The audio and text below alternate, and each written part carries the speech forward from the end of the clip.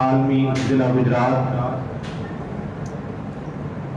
تو میری آپ کی تمام دوستوں سے بھائیوں سے گزارش ہے کہ حضرت کے ناصحانہ درس کو توجہ سے سنیں۔ اس پیرانہ سالی میں جن کے پاس خطابت کا اور درس و تدریس کا نصف صدی پر محیط تبلیغی تجربہ ہے، ان کی ایک ایک بات کے اندر 50 سال کے تجربات موجود ہیں، تو ہمارے لیے، طلباء کے لیے، بزرگوں کے لیے، نوجوانوں کے لیے اس میں بہت نصیحت آموز باتیں ہیں۔ تو میں بلا تاخیر دعوت خطاب دیتا ہوں فضیلت الشیخ مولانا جناب عبدالواحد سلفی صاحب، ناظم اعلیٰ مرضی جمعیت اہل حدیث عالمی ضلع گجرات۔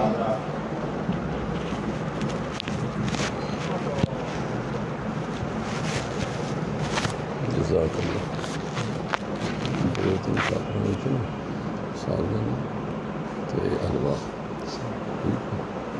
دو پوزیشن حلوہ سال میں 2 پوزیشن تھے، اس سے نام رکھ دیا جی وہ بھی طور پہ نکل رہا ہے۔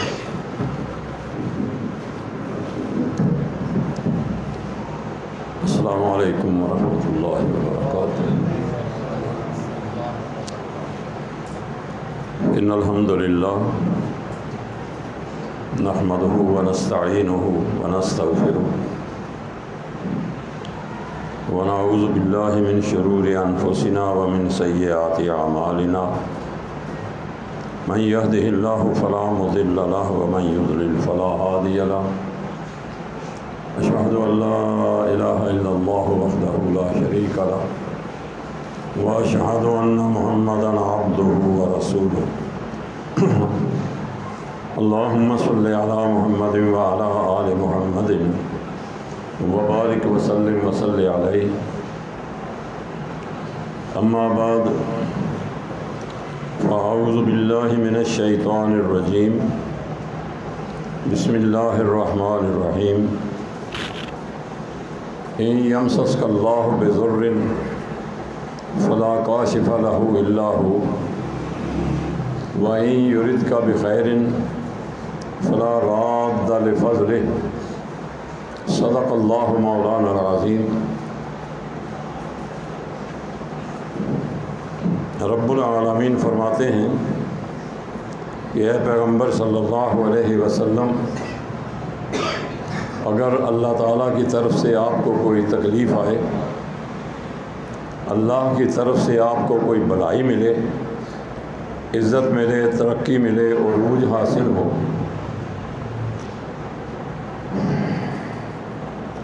فلا کاشف لہ،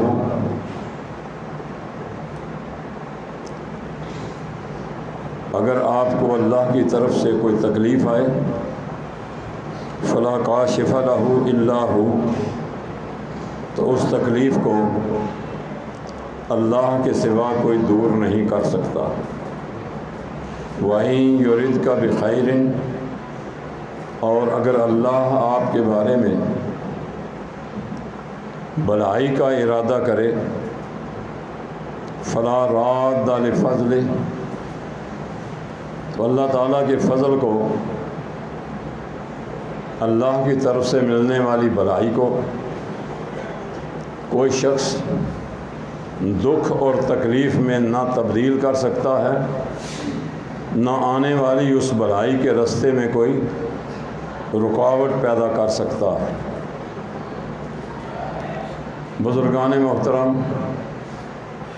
میرے انتہائی قابل احترام ساتھیوں، مولانا عبد المنان صاحب صدیقی نے حافظہ اللہ میرے بارے میں جن خیالات کا یا جذبات کا اظہار کیا ہے، وہ ان کے خیالات و جذبات تو ہو سکتے ہیں، ورنہ من دانم کہ من آنم، مجھے معلوم ہے جو کچھ میں ہوں۔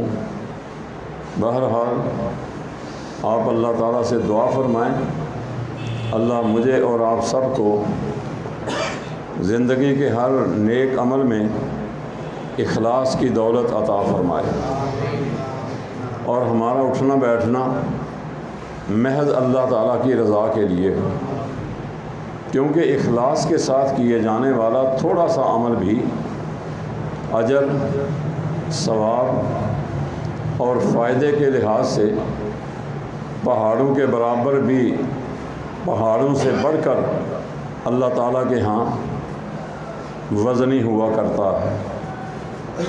حضرت صلی اللہ علیہ وآلہ وسلم کی خدمت اطہر میں ایک شخص حاضر ہوا اور وہ عرض کرنے لگا، اے میں اللہ کے پیارے پیغمبر صلی اللہ علیہ وسلم، آپ مجھے کوئی ایسا عمل بتلائیے جو دنیا تو جیسی گزرے سو گزر جائے گی، کل قیامت کے دن اللہ تعالیٰ کی بارگاہ میں کامیابی اور کامرانی کا سبب اور ذریعہ بن جائے۔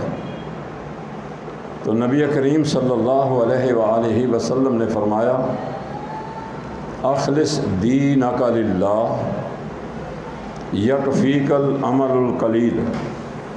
اے میرے ساتھی، اپنے ہر عمل کے اندر اخلاص پیدا کر، اپنے ہر عمل کی بنیاد اخلاص کو بنا۔ اخلاص کا معنی کہ ہر عمل اور ہر کام محض اللہ تعالیٰ کی رضا کے لیے ہو، حتیٰ کہ آپ کی دکان پر دروازے پر آپ کے سامنے ایک شخص آیا اور آپ سے اس نے ایک صدا لگائی کہ اللہ کے لیے میری کچھ مدد کیجیے، آپ کے دل میں اللہ کا ڈر اور اللہ تعالیٰ کی رضا کی نیت پیدا ہوئی، آپ نے جیب میں ہاتھ ڈالا کہ 2 4 یا 5 10 روپے کا نوٹ یا کرنسی سکہ اسے دے دوں، مگر سوئے اتفاق کہ آپ کی جیب خالی ہے، آپ کی جیب میں پیسہ یا سکہ نہیں ہے، ذہنی طور پر آپ کو معمولی سی تکلیف ہوگی، لیکن چونکہ آپ کا یہ عمل خالص اللہ کی رضا کے لیے تھا، آپ سوء اتفاق سے اس کی کوئی مدد نہیں کر سکے، مگر رب العالمین کی طرف سے آپ کے نامہ اعمال میں اس عمل کرنے کا اجر اور درجہ لکھ دیا جائے گا۔ معلوم کیا ہوا کہ اخلاص کی بنیاد پر کیے جانے والے اعمال کبھی ضائع نہیں ہوتے۔ تو رسول اکرم صلی اللہ علیہ وسلم نے فرمایا، اے میرے ساتھی، بس ایک ہی نصیحت آپ کو کر رہا ہوں، اسے اپنانے کی کوشش کیجیے۔ آپ نے فرمایا، اخلص دینک للہ۔ اے میرے ساتھی، اپنی عبادت، اپنی دین اور اپنے اعمال کی بنیاد اخلاص پر رکھ۔ اخلاص کے ذریعے، اخلاص کے ساتھ تو اپنے اعمال سر انجام دے۔ اس کے لیے تجھے کوئی 2000 دانے کی تسبیح نہیں کرنا پڑے گی، تجھے بگلے کی طرح آدھی آدھی رات ایک ٹانگ پر کھڑا ہو کر حق ہو کا وظیفہ نہیں کرنا پڑے گا، تجھے رات کو کوئی 1000 نفل نہیں پڑھنا پڑے گا، بلکہ ایک لفظ آپ نے فرمایا، یکفیک، تیرے لیے کافی ہوگا، تیری نجات کے لیے، تیری کامیابی کے لیے، تیری کامرانی کے لیے، دنیا اور آخرت کی سرخروئی کے لیے، دنیا اور آخرت کی عزت کے لیے، یکفیک، تیرے لیے کافی ہوگا۔ کیا؟ العمل القلیل، تھوڑا سا عمل بھی، تھوڑا سا عمل بھی۔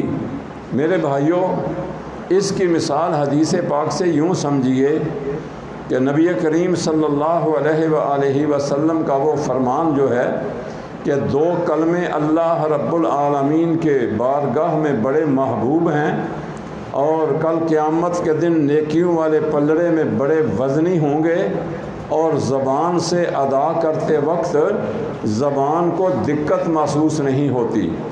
وہ کلمے کیا؟ فرمایا سبحان اللہ و بحمدہ سبحان اللہ العظیم۔ یہ تو پھر ذرا تھوڑے سے لمبے کلمے ہیں، ان میں سے صرف پہلا کلمہ سبحان اللہ و بحمدہ یہ بھی ذرا لمبا کلمہ ہے۔ اللہ کے پاک حبیب نے فرمایا کوئی شخص محض اللہ کی رضا کے لیے اگر اپنی زبان سے ایک مرتبہ سبحان اللہ کہتا ہے، اپنے دل کو حاضر کر کے، اپنی زبان کو حاضر کر کے، زبان اور دل کی یکسوئی کے ساتھ اگر کوئی شخص ایک دفعہ لفظ سبحان اللہ اپنی زبان سے ادا کرتا تو آقا علیہ الصلاۃ والسلام نے فرمایا اللہ ایک دفعہ سبحان اللہ کہنے کے نتیجے میں اس شخص کے لیے جنت کے اندر ایک درخت لگاتا ہے۔ جنت کے اندر، اس کا مطلب یہ ہوا کہ اللہ کی رضا کے لیے یہ کلمہ کہنا، پہلا فائدہ تو یہ ہوگا کہ اللہ آپ کو جنت کا داخلہ عطا فرمائے گا۔ دوسرا فرمایا اللہ رب العالمین ایک درخت لگائے گا جنت کے اندر ایک دفعہ سبحان اللہ کہنے سے، اور اس درخت کا سایہ کتنا لمبا ہوگا؟ آپ نے فرمایا کہ 70 سال تک تیز رفتار گھوڑا اپنی پوری سپیڈ کے ساتھ دوڑتا رہے تو اس ایک درخت کا سایہ طے کر سکے گا۔ کہا کیا زبان سے؟ سبحان اللہ۔ اور اس لفظ سبحان اللہ کی بنیاد کیا بنی؟ اخلاص۔ تو اخلاص کے ساتھ کیے جانے والے اعمال میرے بھائی رب العالمین کے ہاں بڑے ہی قابل قدر ہوا کرتے ہیں۔ تو اللہ تعالی ہمیں اخلاص جیسی دولت اپنانے کی توفیق عطا فرمائے۔ تو میں نے ابتدائی طور پر جو آیہ مبارکہ کا ایک حصہ پڑھا، اس میں رب العالمین نے یہ بات بیان فرمائی ہے کہ نفع اور نقصان کا مالک صرف ایک اللہ ہے۔ اگر اللہ نقصان پہنچانے پہ آئے تو کوئی اس نقصان کو نفع میں تبدیل نہیں کر سکتا، اور اگر اللہ کی ذات نقصان پہنچانے پہ آئے تو اس نقصان کو کوئی شخص فائدے اور نفع میں تبدیل نہیں کر سکتا۔ مگر بدقسمتی کی بات یہ ہے کہ آج ہم نے جس طرح دنیا کے معاملات کے اندر 2 نمبری اختیار کرنا شروع کر رکھی ہے، دنیا کے معاملات میں ہم نے ڈنڈی مارنا شروع کر رکھی ہے، دنیا کے معاملات میں ہم نے ملاوٹ شروع کر رکھی ہے، اسی طرح دین کے معاملات میں بھی ہم نے اپنی طرف سے کچھ باتیں گھڑ رکھی، بنا رکھی، ملا رکھی ہیں۔ اس کی مثال میں آپ کو اس طرح دوں گا کہ آپ ایک ٹب پانی کا بھرا ہوا، اس میں 50 لیٹر پانی ہے، دودھ آپ اس میں ڈال دیں، اس میں گنجائش ہی اتنی ہے 50 لیٹر کی گنجائش۔ اب اس میں اگر آپ ایک جگ زمزم کا بھی ڈال دیں گے نا تو آپ دعوے سے نہیں کہہ سکتے کہ یہ دودھ جو ہے یہ خالص ہے۔ میرے بھائی ملاوٹ ہوتی ہے، خواہ خالص دودھ کے اندر خالص زمزم کیوں نہ ملا دیا جائے۔ دین اللہ رب العالمین نے ہمیں جو دیا، اللہ تبارک و تعالیٰ اس میں ملاوٹ کو پسند نہیں فرماتے، مگر آج برا ہو شیطان کا کہ وہ مختلف طریقوں سے ہمیں ملاوٹ کی طرف دعوت بھی دیتا، ترغیب بھی دیتا، رغبت بھی دلاتا ہے۔ ابھی 4-5 دن پہلے ایک جگہ پہ ہم بیٹھے ہوئے، مسجد میں بیٹھا ہوا ایک ساتھی وہ کچھ بیان کرنے لگا، جی مغرب کے بعد آپ بیٹھیں، دین کی فکر کی باتیں ہوں گی، لوگوں کے اندر دین کیسے آئے۔ یہ بڑے پیارے جملے ہیں جو انہوں نے رٹے ہوئے اور وہ رٹے رٹائے جملے ابتدا میں کہہ دیتے ہیں، لیکن پوری گفتگو کے اندر بس اللہ معاف فرمائے، اگر نہیں ہوتا تو دین نہیں ہوتا، باقی سب باتیں ہوا کرتی ہیں۔ وہ ساتھی کہنے لگے بات ٹھیک انہوں نے کی، لیکن وہ الفاظ نہیں بیان کیے جو الفاظ میرے پیارے پیغمبر صلی اللہ علیہ وسلم کی زبان سے ادا ہوئے تھے۔ حدیث یہ بیان کی نماز کے فائدے بیان کرتے ہوئے کہ ایک شخص گھر سے باہر نکلا، سفر پہ جا رہا ہے، گھر سے باہر نکلا ہے، تھوڑے فاصلے پر ایک نہر آئی، وہ کراس کی، دوسرے فاصلے پر ایک نہر آئی، وہ کراس کی، تیسری نہر آئی، علی ھذا القیاس 5 نہریں اس نے لگاتار کراس بھی کی ہیں، اور ان 5 نہروں کے اندر اس نے غسل بھی کیا ہے۔ تو بتائیے اس کے جسم پر کوئی میل نہیں رہے گی، سچی بات ہے۔ بیان یہ کیا، جبکہ جناب رسول اللہ صلی اللہ علیہ وآلہ وسلم کے الفاظ کیا ہیں کہ ایک شخص کے دروازے پر ایک نہر بہتی ہے اور وہ روزانہ 5 مرتبہ اس نہر کے اندر غسل کرتا ہے، تو کیا اس کے جسم پر کوئی میل کچیل رہ جائے گی؟ یہ حدیث کے الفاظ ہیں، اصل الفاظ یہ ہیں، لیکن بیان کرنے والے نے 2 نمبری کی، ملاوٹ کی، ڈنڈی ماری، اپنی طرف سے اس میں یہ بات ملائی، اور جی 5 نہریں بہہ رہی ہیں اور وہ ان 5 نہروں کے اندر باری باری غسل کرتا ہے۔ یہ بات کہنے دی حد تک تو آپ کہہ سکیں، مفہوم کی حد تک تو آپ کہہ سکتے ہیں، لیکن اس کو نبی صلی اللہ علیہ وآلہ وسلم کی طرف منسوب کرنا یہ جرم ہے، کیونکہ میرے پیارے پیغمبر صلی اللہ علیہ وسلم نے فرمایا من کذب علی متعمدا فلیتبوأ مقعدہ من النار، کہ جو شخص میری طرف کوئی ایسی بات منسوب کرے جو میں نے نہیں کہی تو اسے یقین کر لینا چاہیے کہ میرا ٹھکانہ جہنم ہے۔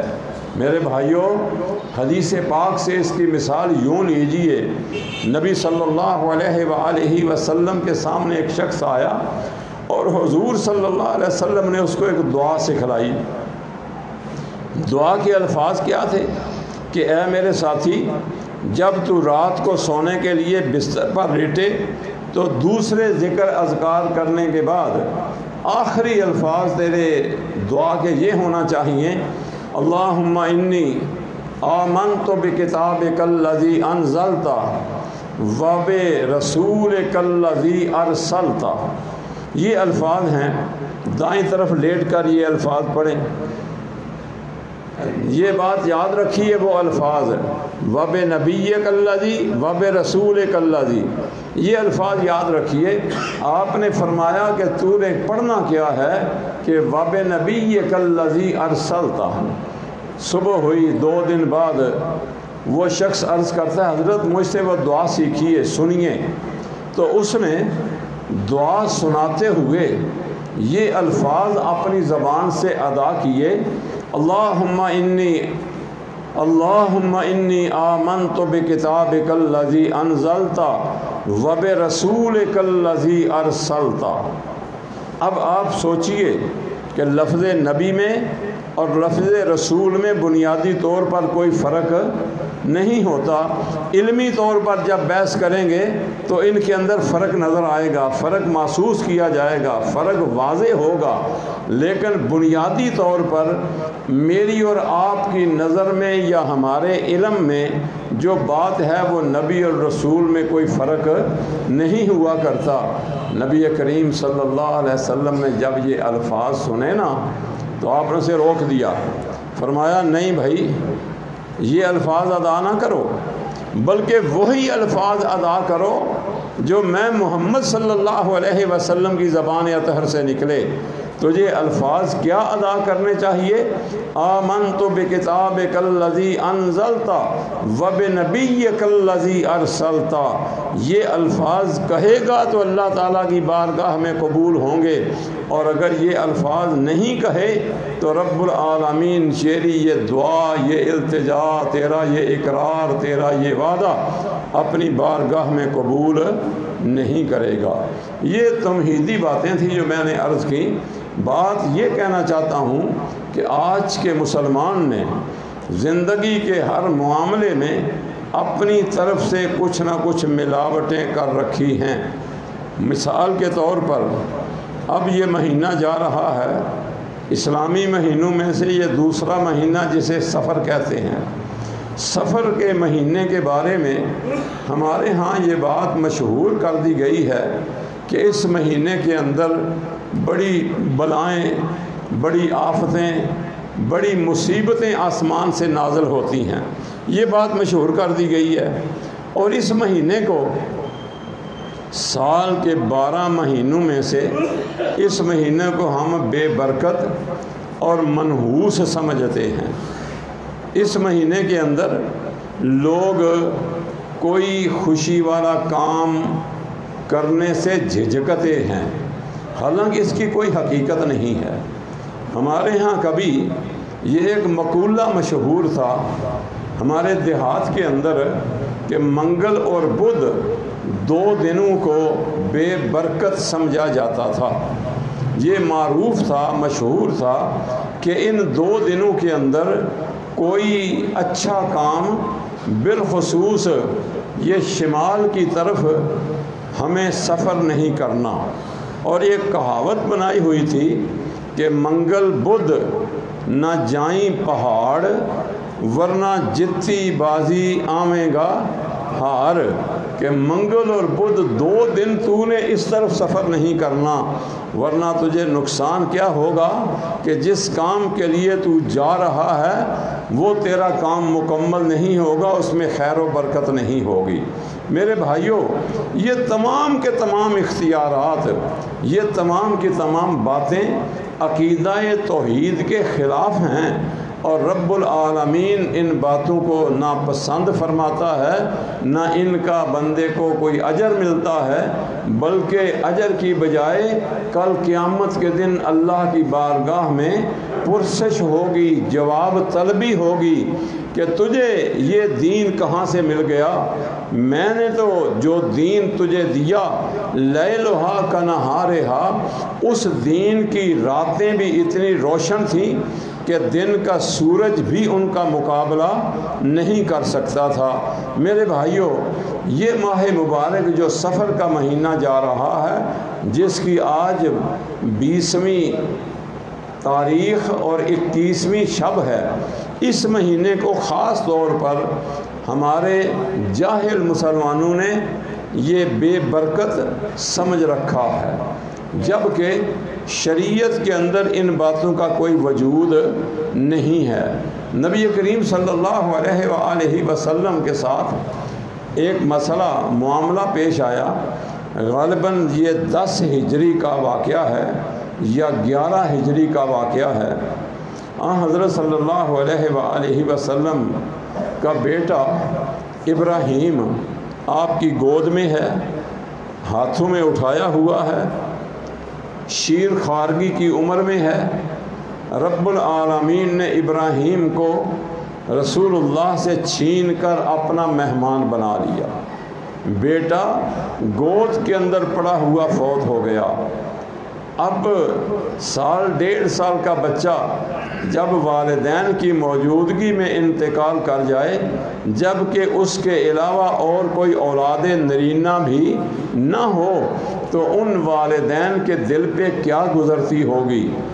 اس فطری محبت کی بنا پر نبی علیہ السلام کی آنکھوں سے آنسو ہیں، اور آپ فرمانے لگے ان العین تدمع والقلب یحزن، وہ پکھے چلا ذرا پیچھے، ان العین تدمع والقلب یحزن، اے میرے بیٹے میری آنکھیں آنسو بہا رہی ہیں، میرا دل غم سے بھرا ہوا ہے، مگر لا نقول الا ما یرضانا ربنا، مگر میں اور میرا خاندان اپنی زبان سے کوئی ایسی بات نہیں کہے گا جو بات میرے رب کی رضا اور میرے رب کی منشا کے خلاف ہو۔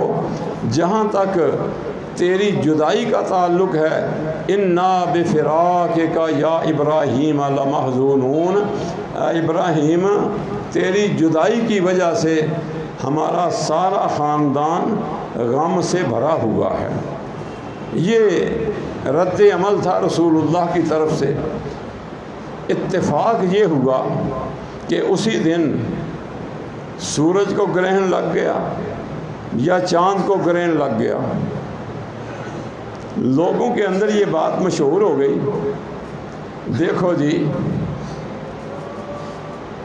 آسمان کا سورج بھی اللہ کے نبی کے غم میں شریک ہے، آسمان پر چمکنے والا چاند بھی رسول اللہ کے اس غم میں برابر کا شریک ہے۔ یہ دونوں بے نور ہو گئے ہیں، سورج بے نور ہو گیا ہے، چاند بے نور ہو گیا ہے۔ اللہ کے پیارے پیغمبر صلی اللہ علیہ وآلہ وسلم کی بجائے یہ واقعہ میرے اور آپ کے ساتھ پیش آتا اور یہ باتیں میرے اور آپ کے بیٹوں کے بارے میں کہی جائیں تو ہم بجائے اس کے کہ افسوس کا اظہار کریں، خوشی کے ساتھ ہم پھول کر کپے بن جائیں گے کہ دیکھو جی ہمارے ساتھ تو سورج بھی غم میں شریک ہو گیا، اور اپنے مریدان باصفا کے اندر ہم اس بات کو بطور کرامت کے پیش کرنے کی جسارت کرنے سے بھی باز نہیں آئیں گے۔ لیکن پیارے پیغمبر صلی اللہ علیہ وآلہ وسلم کائنات کے لیے معلم بن کر تشریف لائے تھے، آپ مزکی بن کر تشریف لائے تھے۔ نبی کریم صلی اللہ علیہ وسلم نے فوراً ممبر سنبھالا اور خطبہ ارشاد فرمایا۔ آپ نے فرمایا لوگوں یاد رکھو، ان الشمس والقمر آیتان من آیات اللہ، لوگوں سورج اور چاند یہ دونوں اللہ رب العالمین کی قدرت کی نشانیوں میں سے دو نشانیاں ہیں۔ نہ سورج کو کسی کی زندگی اور موت سے کوئی غرض ہے، نہ چاند کو کسی کی زندگی اور موت کے ساتھ کوئی غرض ہے۔ چاند اور سورج رب العالمین کے بنائے ہوئے اور یہ اللہ تعالیٰ کے حکم کے پابند ہیں۔ پہلے دن سے جہاں اللہ نے ان کی ڈیوٹی لگا دی، اس ڈیوٹی کے اندر یہ ایک بال کے برابر بھی اپنی طرف سے کمی بیشی کرنے کے مجاز نہیں ہیں۔ میرے بھائیوں، ایک ہم انسان ہیں، اشرف المخلوقات ہیں، اللہ نے ہماری بھی ایک ڈیوٹی لگائی تھی، لیکن ہم اس ڈیوٹی کو کہاں تک سر انجام دے رہے ہیں، یہ میرے اور آپ کے لیے ضمیر ٹٹول کر اپنے ضمیر سے فیصلہ لینے کی بات ہے کہ ہم کہاں تک اللہ اور اس کے پیغمبر کے بتائے ہوئے قوانین پر اپنی زندگی بسر کر رہے۔ میرے بھائیوں، نبی کریم صلی اللہ علیہ وآلہ وسلم میدان حدیبیہ میں ہیں۔ حدیبیہ یہ مکہ مکرمہ سے 16 میل کے فاصلے پر ایک جگہ ہے، 21 کلومیٹر کا سفر بنتا ہے۔ رسول اللہ صلی اللہ علیہ وسلم عمرہ ادا کرنے کے لیے مدینہ سے چلے ہیں۔ 300 میل کا سفر کر کے آپ مکے کے قریب پہنچے۔ مکہ والوں نے آپ کے ساتھ جو سلوک کیا وہ میرے اس موضوع کا حصہ نہیں ہے۔ اتفاق یہ ہوا کہ اس رات کو بارش ہو گئی جس رات آپ نے حدیبیہ میں قیام فرمایا۔ صبح ہوئی، نبی صلی اللہ علیہ وآلہ وسلم نے فجر کی نماز پڑھائی۔ نماز پڑھانے کے بعد اللہ کے پیارے پیغمبر نے صحابہ کی طرف چہرہ انور کیا اور صحابہ سے فرمایا، ساتھیو تمہیں معلوم ہے کہ آج کی رات کے بارے میں تمہارے رب نے کیا فرمایا ہے؟ صحابہ کہنے لگے، حضرت اللہ و رسولہ عالم، اللہ اور اس کا رسول ہی بہتر جانتا ہے۔ تو نبی صلی اللہ علیہ وآلہ وسلم نے فرمایا، آج رات جو بارش ہوئی ہے نا، اس بارش کے حوالے سے رب العالمین کا یہ فرمان ہے کہ اس بارش کے حوالے سے کچھ لوگ تو مسلمان مومن بن گئے ہیں اور کچھ لوگ کفر کے مرتکب ہو گئے ہیں، انہوں نے کفر کیا ہے۔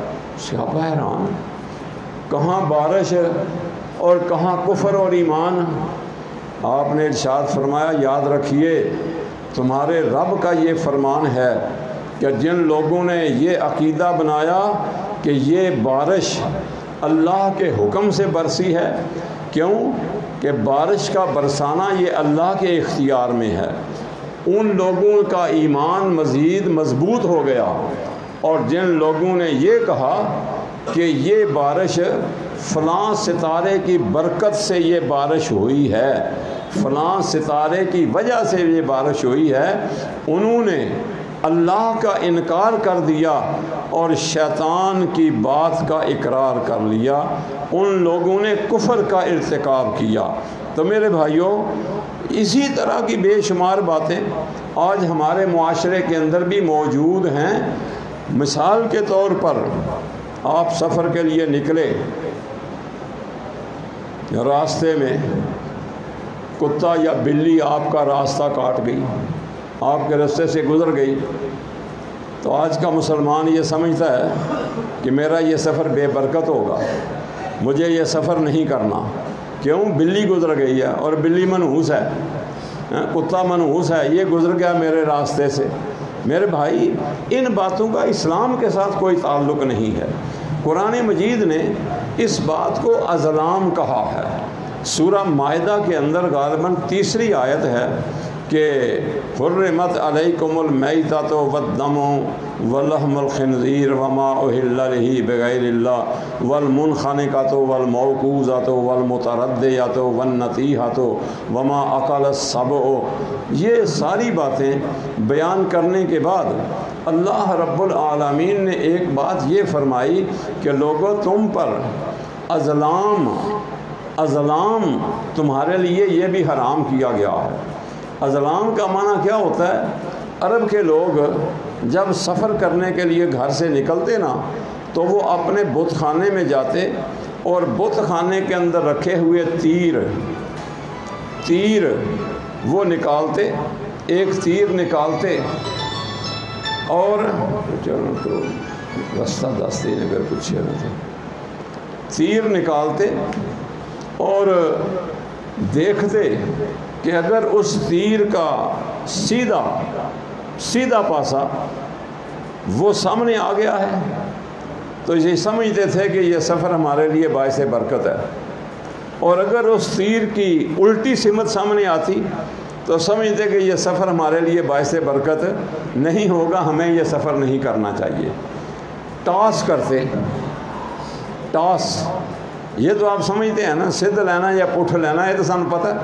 تو بہرحال میرے بھائیوں، اللہ رب العالمین نے اس ازلام کو بھی حرام قرار دیا ہے۔ کیوں؟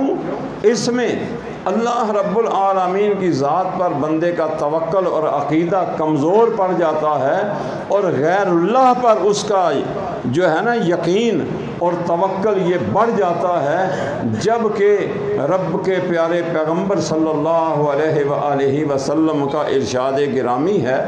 آپ فرماتے ہیں میں رات کو سویا ہوا تھا، میں نے ایک خواب دیکھا کہ میرے سامنے نا ایک جماعت گزری ہے، تو میں نے جبریل سے پوچھا جبریل یہ جماعت کون سی ہے؟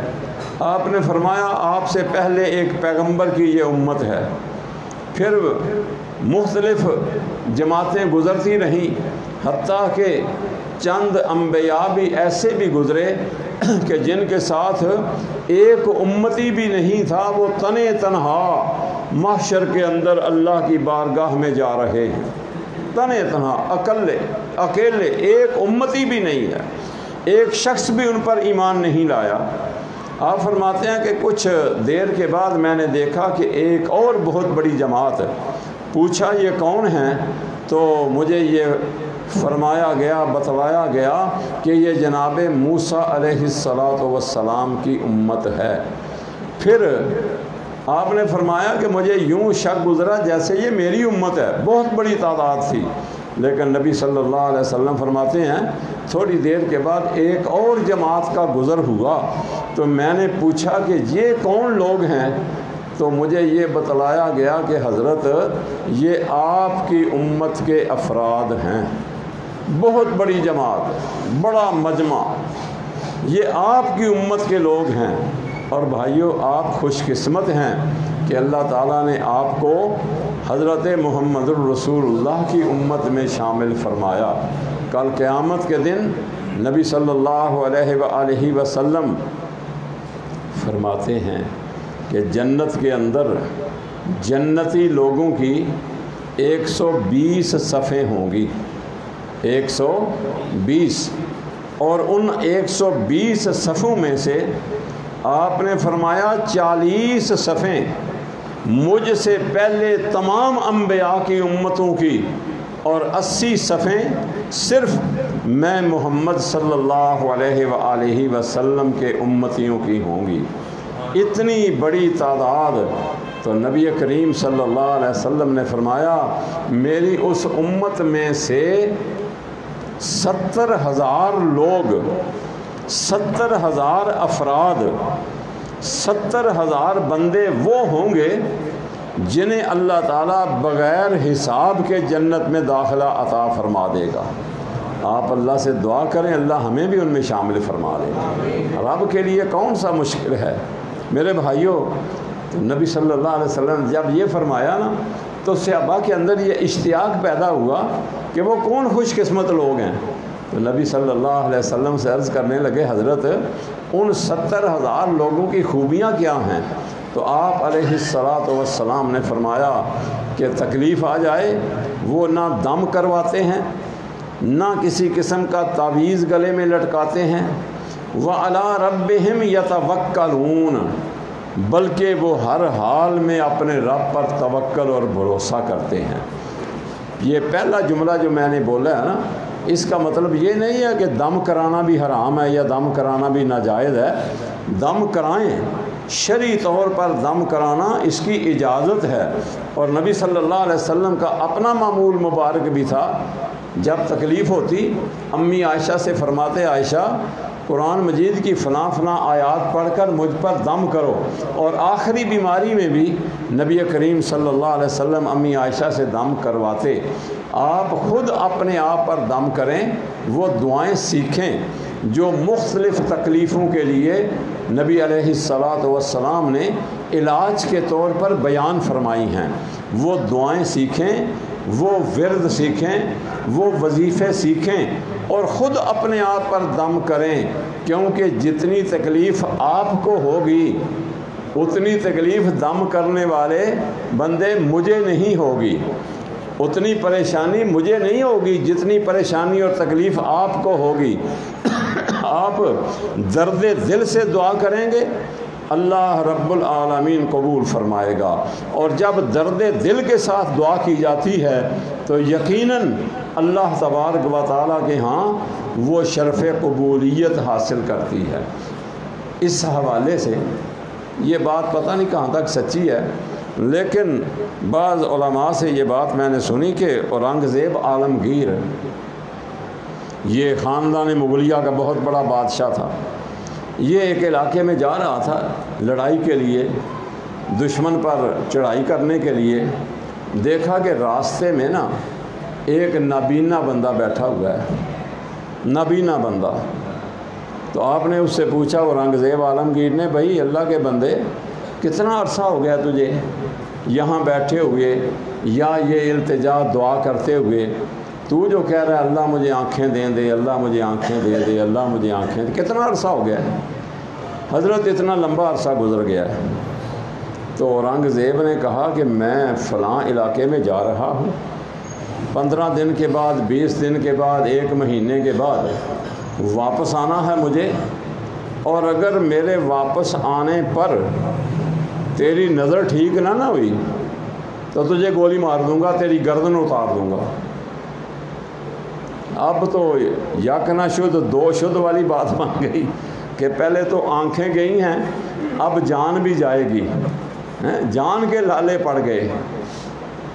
بس اب رو رو کر التجائیں کر کر کے دل سے، دل کی گہرائیوں سے اب وہ صبح و شام ایک ہی دعا کر رہا ہے، اللہ مجھے آنکھیں دے دے، اللہ مجھے، فکر جو تھی کہ جان جائے گی اب، رنگ زیب جب واپس آیا نا تو دیکھا کہ وہ شخص راستے میں استقبال کے لیے کھڑا اور اس کے دونوں آنکھوں کی بینائی اللہ نے بحال کر دی۔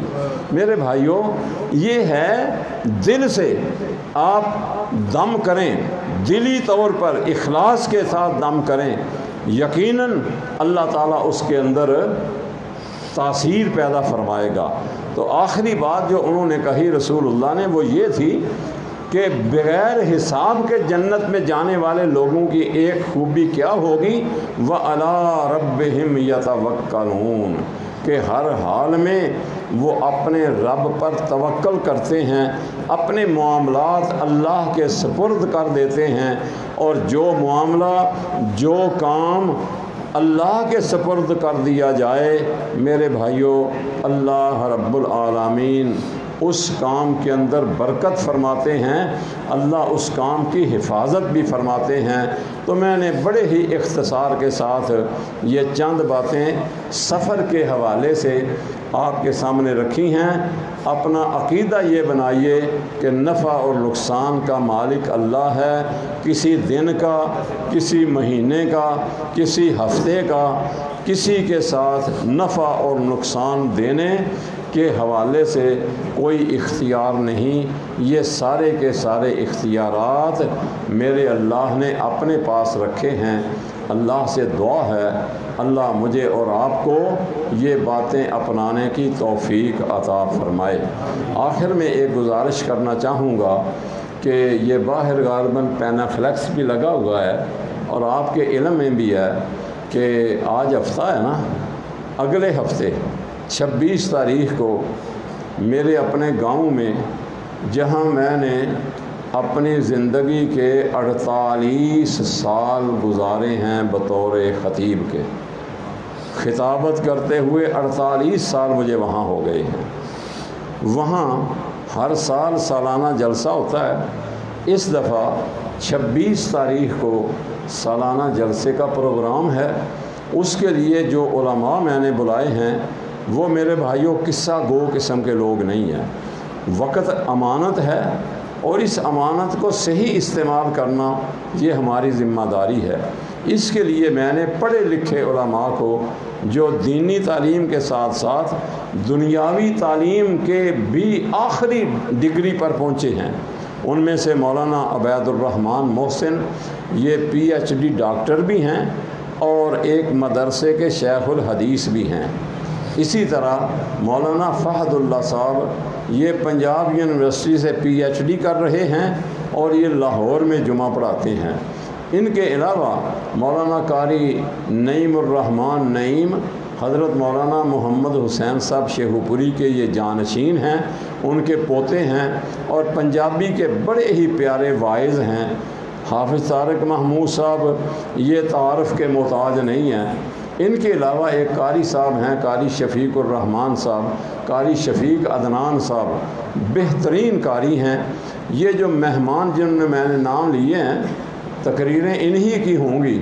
اور سب سے بڑی بات کہ پروگرام کے آخر میں قرآن اندازی کے ذریعے ایک تفسیر اور ایک کتاب میں نے پچھلے سال سامعین کے اندر تقسیم کی تھی، 50 نسخے اس کے، اور اس سال بھی انشاءاللہ قرآن مجید کی ایک تفسیر جو ابھی نئی چھپی ہے اور اتفاق سے اس کا ایڈیشن بھی ختم ہو گیا ہے، وہ تفسیر توضیح القرآن اور اس کے ساتھ عقیدہ ختم نبوت کے حوالے سے بھی ایک کتاب، یہ 50 کتابوں کا سیٹ انشاءاللہ آپ لوگوں کے اندر تقسیم کیا جائے گا۔ واللہ عالم آپ میں سے کس کس کی قسمت یاوری کرے اور لوگوں کے شوق کا آپ اندازہ فرمائیں۔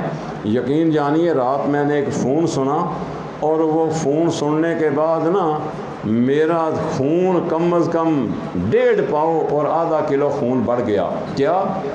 کہاں گجرات، کہاں بہاولپور سے مجھے فون آیا کہ حضرت ہم نے نیٹ پہ دیکھا ہے آپ کے ہاں جلسہ ہو رہا ہے اور عبیدہ الرحمن محسن صاحب وہاں تشریف لا رہے ہیں۔ میں نے کہا ابھی میری ان سے بات ہوئی ہے، وہ انشاءاللہ آئیں گے۔ تو کہنے لگے ہم نے بھی ابھی ان سے بات کی ہے، پوچھا ہے کہ آپ سلفی صاحب کے ہاں جا رہے ہیں؟ تو انہوں نے کہا ہاں انشاءاللہ میں جاؤں گا۔ تو وہ بہاولپور والے ساتھی کہنے لگے کہ حضرت ہم آپ کے جلسہ میں حاضر ہونا چاہتے ہیں۔ میں نے کہا موسٹ ویلکم، تشریف لائیے، شاید آپ کی قسمت میں بھی اللہ تعالیٰ نے وہ تفسیر لکھی ہوئی ہو۔ تو بہرحال میرے بھائیوں، جو ساتھی جانا چاہیں عشاء کی نماز یہاں ادا کریں، یہاں سے سواری کنوینس کا انتظام انشاءاللہ ہو جائے گا۔ جن کے پاس اپنی کنوینس ہوگی وہ بھی لے آئیں، شاید ساتھی زیادہ ہو جائیں اور سواری کے اندر گنجائش باقی نہ رہے۔ اللہ ہمیں توفیق عطا فرمائے۔ اللہم صلی علی محمد وعلی آل محمد وبارک وسلم وصلی علیہ وربنا آتنا فی الدنیا حسنۃ وفی الآخرۃ حسنۃ وقنا عذاب النار۔ اللہم الہمنا رشدنا واعذنا من شرور انفسنا انا نسألک فعل الخیرات وترک المنکرات وحب المساکین یا حی یا قیوم برحمتک نستغیث یا حی یا قیوم برحمتک نستغیث۔ اللہم انک عفو تحب العفو فاعف عنا ربنا تقبل منا انک انت السمیع العلیم تب علینا انک انت التواب الرحیم۔ صلی اللہ تعالی علی رسولہ الکریم وعلی آلہ واصحابہ اجمعین برحمتک یا ارحم الراحمین۔ آپ کی ضیافت کا انتظام اوپر چھت